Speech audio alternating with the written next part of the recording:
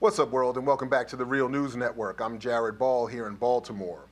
The proposed nuclear agreement with Iran continues to generate plenty of discussion and disagreement. Opponents of the deal often cite a lack of control over Iran's ability to weaponize their nuclear program, while proponents often suggest that some sanctions are better than none, and that ultimately the good comes in avoiding conflict. Among the latter is our next guest, Phyllis Bennis. Bennis is, in addition to being an author and commentator, also directs the New Internationalism Project at the Institute for Policy Studies. Welcome, Phyllis Bennis, back to the Real News Network. Great to be with you, Jared.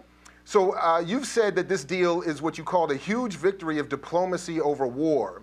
But I'm wondering, is that a long-term victory, given that Saudi Arabia as a huge ally to this country has a problem with the deal? Normalization with Iran might also mean that more arms dealers will want them as an emerging market. And of course, finally, the U.S. has said it will now increase its aid to Israel by about a third, which of course is the only regional nuclear power. So is this avoidance of war or conflict permanent or at least extended, or is this something that is only for the moment? Well, I think, first of all, we have to be clear what we're dealing with. This is not a peace agreement for the world. This is not going to solve world hunger, end poverty, make everybody happy. This is not the circus comes to town. This is a deal to keep Iran from sometime in the future, if they decided to, which they have not decided to yet, according to the CIA, the Mossad, and all 16 U.S. intelligence agencies, decide to make a nuclear weapon. If they ever decided to do that, now they can't. So that's a good thing. It ends over time the sanctions on Iran that have crippled the Iranian economy, as we know, done very little to stop the development of Iran's nuclear power program. They've built a lot more centrifuges, for example, to enrich uranium while they had sanctions. It's people, like in any country under sanctions. The military doesn't usually get hurt very much. The people who get hurt are the people, ordinary civilian Iranians whose economy has been shredded by these sanctions over recent years. So from that vantage point, it's very important.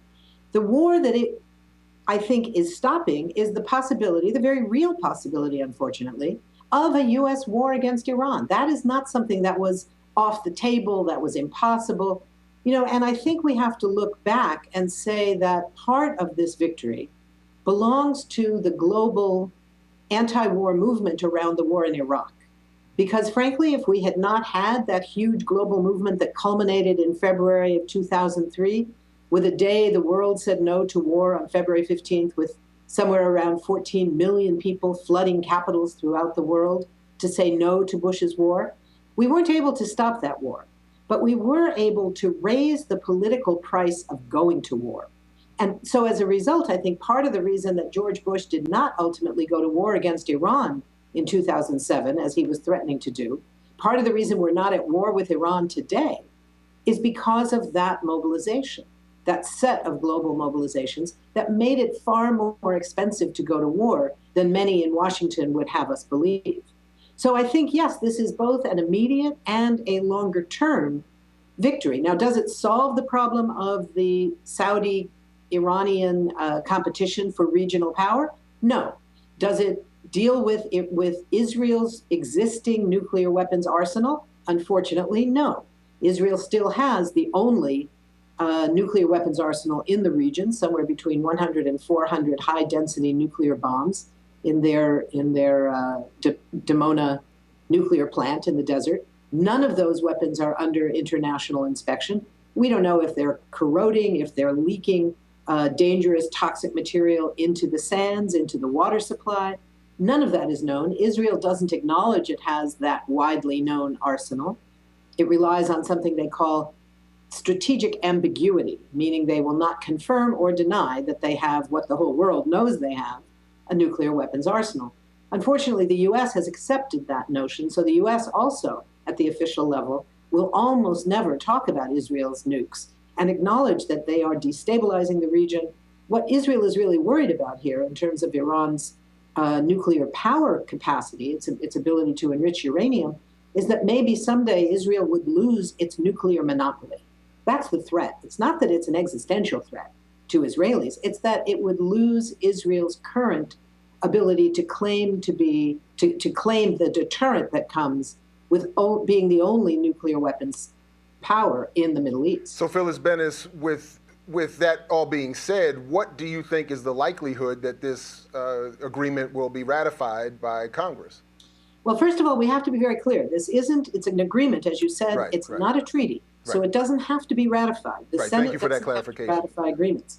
There is the danger, I think it's quite likely, that when the vote comes in about 60 days from today, that Congress may well vote to, quote, disapprove of the measure. Now, what that's supposed to mean isn't very clear, but President Obama has made very clear that he will veto that resolution. The big question will be, will there be enough right-wing Democrats prepared to vote with the Republicans to overturn a veto? I don't think that will happen. It's not impossible. There are plenty of right-wing Democrats who are afraid of the Israel lobby, who have no idea how discourse has changed in this country so that it is no longer political suicide to criticize Israel, although many of them still think it is. So I don't think that's going to happen, but we absolutely cannot assume it, which is why a lot of organizations are working together. There's a petition online at stopwarwithiran.com urging members of Congress not to disapprove, and if it is disapproved, not to not to override the veto.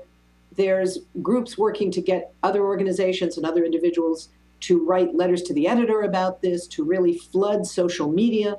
So we have to be very proactive about this. The fact that I don't think that the veto will be overturned doesn't mean it can't happen. It doesn't mean we can be complacent about it. Well, Phyllis Bennis, thank you for taking the time to help clarify this situation for us here at the Real News Network. Thank you very much. And thank you for joining us here at the Real News. And for all involved, I'm Jared Ball. And as always, like Fred Hampton used to say, to you we say peace if you're willing to fight for it. So peace, everybody. Catch you in the whirlwind.